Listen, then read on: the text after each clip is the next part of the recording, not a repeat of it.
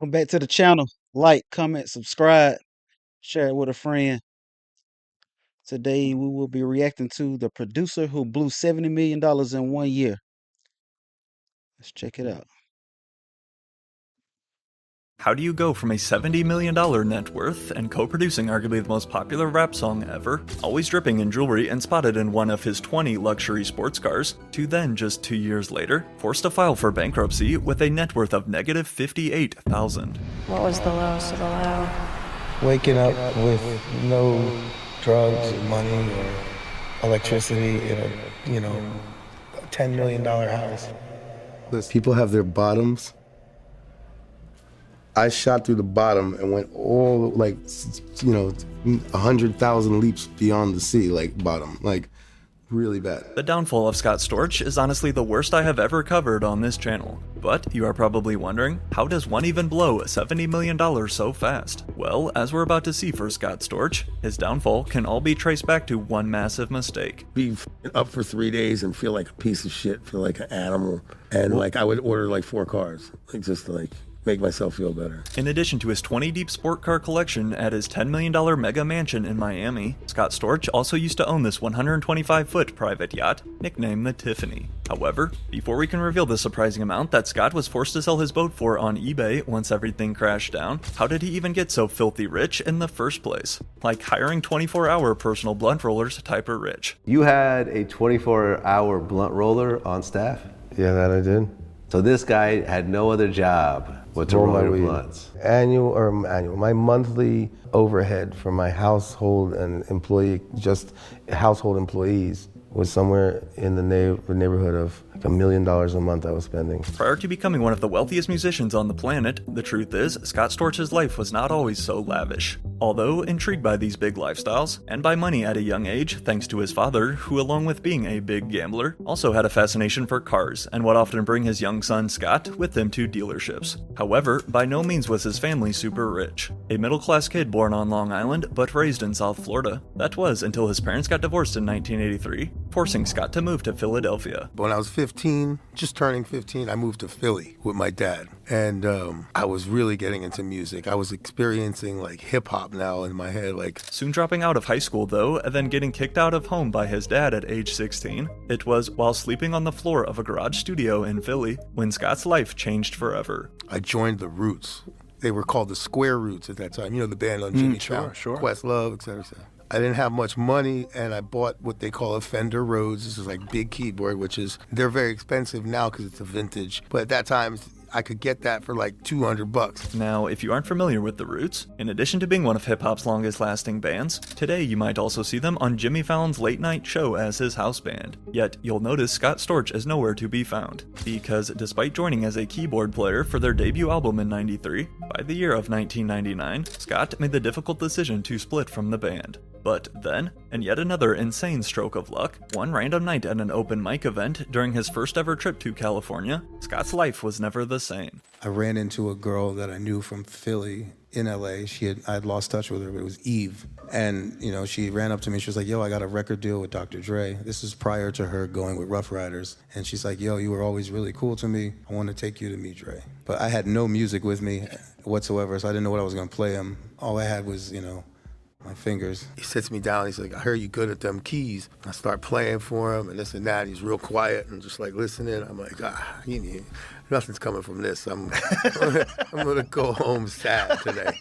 Thanks to an unexpected encounter with an artist he knew from Philly, Scott Storch was able to finesse his way into a studio session with Dr. Dre. But despite initially thinking he had totally blown his chance, that was until Dre said this. And they were like, look, here's a key for this hotel. Here's a big chunk of money. We want you to stay here. I was supposed to go back to Philly the next day. Immediately hitting it off and agreeing to stay out in LA for a while, Scott Storch would then go on to land co-writing and production credits for 3 tracks off of Dr. Dre's album 2001, including, most famously, playing the legendary keyboard riff for their classic hit, Still Dre. And he was within earshot, right outside the control room was his kitchen area, and he was eating his.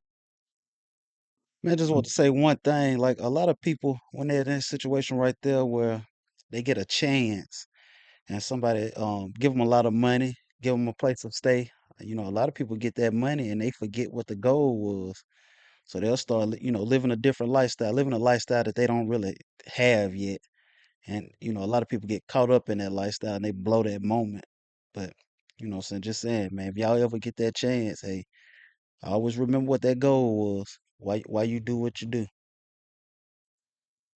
A sandwich, and I was just noodling on the piano, and I started playing bling, bling, bling on top of this drum pattern that he had, and he poked his head in, and he was like, that's it. As one of the best humans to ever touch the keys, alongside Dr. Dre, at this point, Scott Storch was exploding in terms of both popularity as well as financial status, purchasing his first Ferrari in the year 2000. After about only 2 years of work though with Dr. Dre, Scott decided to instead pack up and move across coast to Miami, and try to build his own empire. And over the next 5 years, Scott did exactly that. Here's volume of #1 hits. You did Beyonce Baby Boy, Fat Joe's Lean Back, 50 Cent Candy Shop. I mean, Candy Shop, right? Mario, Let Me Love You. Chris Brown, Run It. And you've worked pretty much with everybody and anybody. You didn't even scratch in the game. surface of some of my biggest records. Crimea River. I mean, there's so many. Included and part of probably the hottest run we've ever seen any producer ever go on. In the early 2000s, Scott Storch would produce an incredible 5 Billboard #1 charting hits, working with superstars like Justin Timberlake, Beyonce, Nas, Eminem, Chris Brown, and 50 Cent to name a few, whose Scott Storch collab Candy Shop would spend a total of 9 weeks at #1. Another one of my records that I really, really am proud of is the Candy Shop. Scott's sound and beats were all over the radio everywhere you went, with Complex labeling him the biggest producer in hip-hop and R&B at the time. Thus, as a result, his money exploded just as big. I had a collection. You know how some people, like, you have a collection of this or a collection of that or hobby like this? I had every single one. There was nothing I didn't have. Like, with a new Billboard-topping hit that felt like every other week, the money was obviously pouring in for Scott Storch. However, as his bank account continued to grow, as we see it quite often with people, so did his ego and lifestyle, marking the start of his insane downfall. By the year of 2006, Scott Storch was literally worth an estimated $70 million, commanding a minimum of $100,000 per beat plus co-writer royalties, all while pumping out over 80 tracks a year. Again, Scott was raking in way more money than he knew what to do with. So what did he do with this cash? Well, of course, splurge on materialistic items, about all of which he said he purchased while under the influence of a certain substance. But in addition to his closet full of designer clothes and his multi-million-dollar jewelry collection, complete with a 34-karat pinky ring and a rare diamond formerly owned by Michael Jackson, not to mention Scott was also the owner of 20 luxury cars, including rare Ferraris and Bugattis.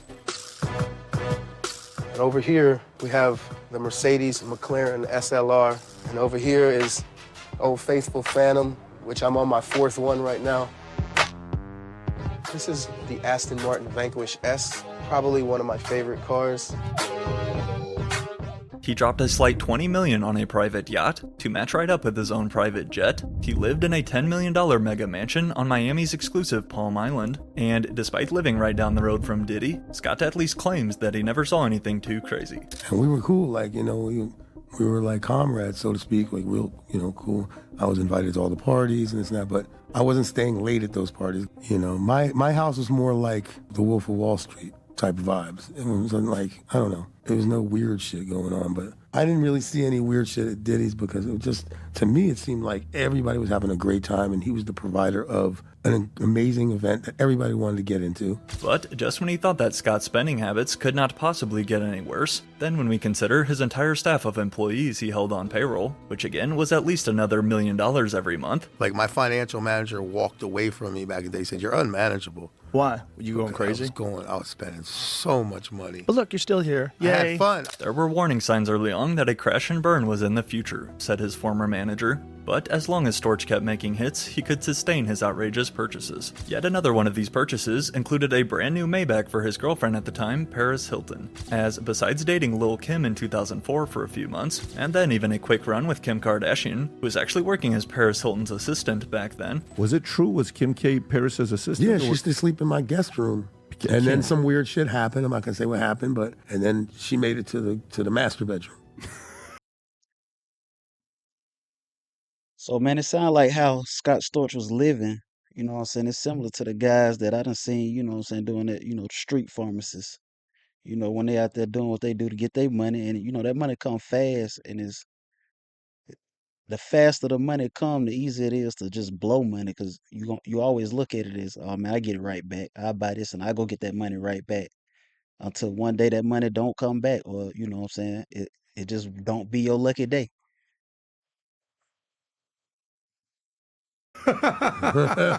But with each high-profile female that Scott was spotted with, though, to no surprise, always wearing some massive aviators over his eyes, these relationships and his growing clout would push Scott Storch further into not only the A-list celebrity spotlight, but also what came with it, unfortunately led to his biggest addiction. Just 5 months following the birth of his second son in 2006 with a Miami model, Scott Storch became addicted to cocaine, the expensive white substance that goes in your nose. And when I say addicted, I really mean it. Let's just say cocaine is a hell of a drug. I got into bad shit, man, when I discovered the Hollywood scene and all the cameras and, you know, the socialites and famous girls that I was dating at the time, and was introduced to this pink cocaine.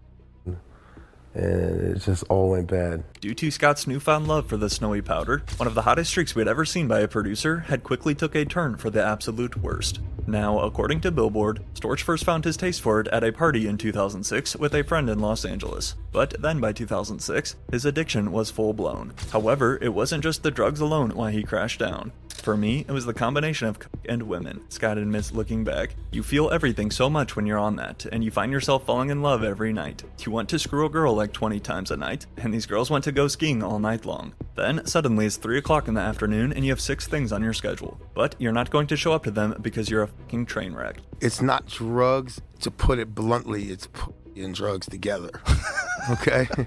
It's a hell of a combination, and drugs and all that shit, and like, you know, you get caught up in that wave, and like, it starts glamorously in your career of doing drugs, and it's just stuff, and it just turns into something real ugly, so. And get ugly, his career sure did. You're gonna be really blown away by this. Just gonna press this and see what it gives us.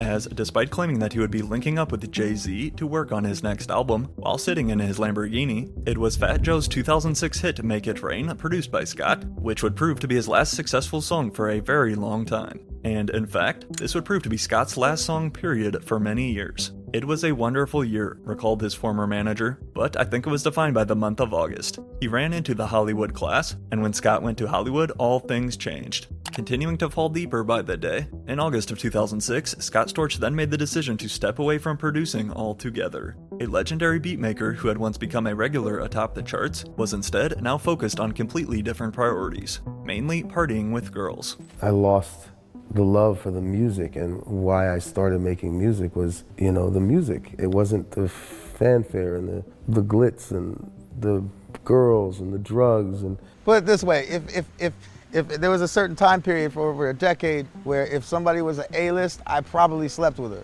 I was okay, but you know what? Who isn't guilty of wanting to be with all these beautiful women? Blind leading the blind. I'm a addict and he was a crack addict, and I'm like trying to help him. I'm like, man, you really need to get clean, man. like what the fuck is really? So I'm like, yo, you need to go to rehab. At one point living with his close friend and late rapper DMX in his house, it was literally reported that in less than a 6-month span, Scott Storch had blown through a crazy $30 million on a Tony Montana-esque bender. And with, again, keep in mind, no new music coming out, as 2007 rolled around, things only got worse. To start, first, Scott's longtime manager and friend, Derek Jackson, made the decision to finally quit managing the producer, because, largely thanks to his new substance addiction, Scott had become unmanageable, such as one specific... See, that's it right there. What I say, you know what I'm saying? And that really go for any industry, because even like athletes and stuff like that, man, y'all you get all that money, and you start to live a certain lifestyle, and once that money dry up, you know what I'm saying, you got to have that discipline to either change your lifestyle or, you know what I'm saying, figure something else out. But, I mean, in his case, I guess, you know, the drugs and the girls is what fueled him. And, you know, he had to keep that going. And he just, you know what I'm saying, sound like he just lost focus of you know what I'm saying, what got him there. Night in 2007, for example, when Def Jam had booked expensive studio time for him and Janet Jackson to work on some, things only got worse. To start, first, Scott's longtime manager and friend Derek Jackson made the decision to finally quit managing the producer, because largely thanks to his new substance addiction, Scott had become unmanageable. Such as one specific night in 2007, for example, when Def Jam had booked expensive studio time for him and Janet Jackson to work on some tracks together, but to no one's surprise, instead, Scott did this. Because I wanted to go to the Gold Rush and go get some blow and hang out with shippers. It was just like, are you fucking serious? Like, you're really gonna do that? Yeah. Like, you don't see it at the time because... Blowing off Janet Jackson and Def Jam to instead go party, considering how fast word spreads in the music industry, Scott Storch's reputation was crumbling by the minute. However, to then make the situation 20 times worse, a year later in 2008, Scott was hit with some serious legal trouble after allegedly falling behind on his child support payments, as well as property taxes. And then, a year later in 2009, he was arrested for vehicle theft due to failing to return a Bentley that he was leasing, and in total since 2005, Scott Storch had been hit with 28 different lawsuits in both federal and county courts, as his lavish lifestyle was getting stripped away piece by piece, despite trying to hide his struggles from the public. You want to like fake it and be like, oh no, I still got it. And like, I'm the guy with the most obnoxious set of diamonds. Right. And I'm broke as shit. Because I just wanted to look the part. My ego wouldn't let me let go of that shit. That's a negative feedback loop. Admitting in retrospect that his ego would not allow him to let go, after incredibly managing to blow his entire $70 million fortune in March of 2009, Scott Storch would then check himself into an intensive rehab facility in Florida, officially filing for Chapter 13 bankruptcy as well, as according to papers he filed in court, Scott's net worth had now stood at negative $58,000, and that didn't even factor in the millions of dollars he potentially owed due to lawsuits. Going absolute broke. Of course, this also meant that Scott had to start giving back everything he had purchased, beginning with losing his $10 million waterfront mansion to foreclosure, and then watching his car collection get repoed, before finally forced to pawn off his beloved yacht named Tiffany on eBay for just $600,000. Now, I say just, but remember, compared to its original price tag of $20 million, somebody got a great deal right here on a yacht. But more importantly though, it really appeared like Scott Storch was finally on the path to getting his life back together, seeking the help he long needed. However, after completing his first inpatient rehab in 2009, nobody could have ever predicted what happened next. Forced to spend sleepless nights in a spare bedroom at his friend's apartment following rehab, since basically all of his most loyal friends had abandoned him. Once rehab was finished, Scott attempted to rediscover his love for producing, returning back to the studio on a strict 3 beats a day regimen, yet this time with a different vice of choice. Every time I come into the studio, I have to make 3 hot beats, Scott told XXL. That requires a lot of mental energy and focus. And that is where the weed helps. You get fatigued and stop for a second, and then you smoke a joint, and it sets you right back where you're re-inspired. A lot of people, like, you know, like people 12-step people or whatever, they would consider that transfer of addiction and this and that. Call it whatever you want. I'm not bleeding out of my nose. I'm not unhealthy, but I like smoking weed. I built an empire on it, and it literally helped me overcome really bad addiction, so.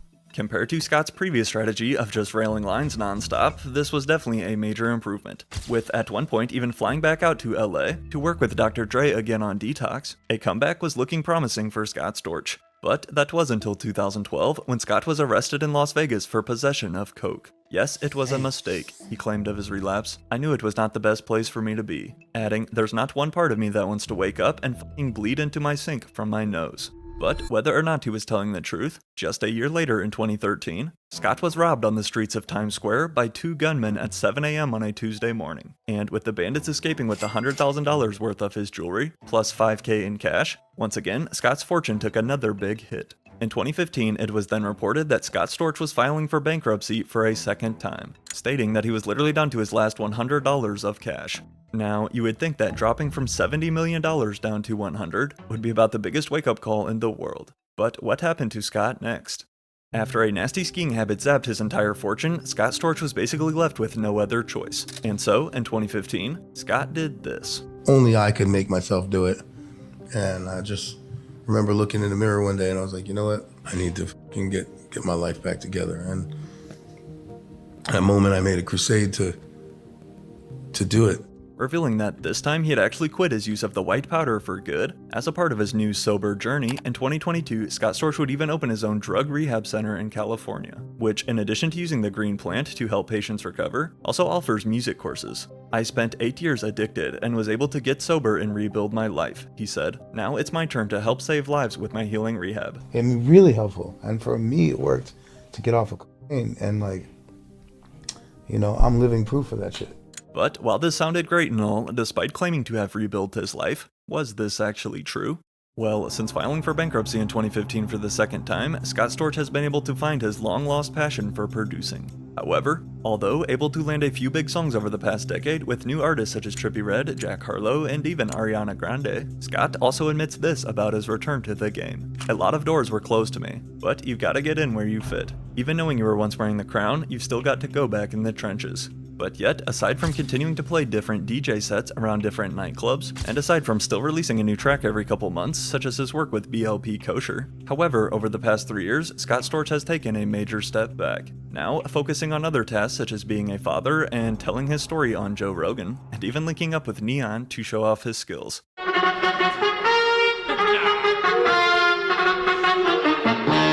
Not to toot my own horn, but my records are timeless. Like, good music has no expiration date. You can put it on now or then, and the shit is forever. Like, my catalog just keeps going.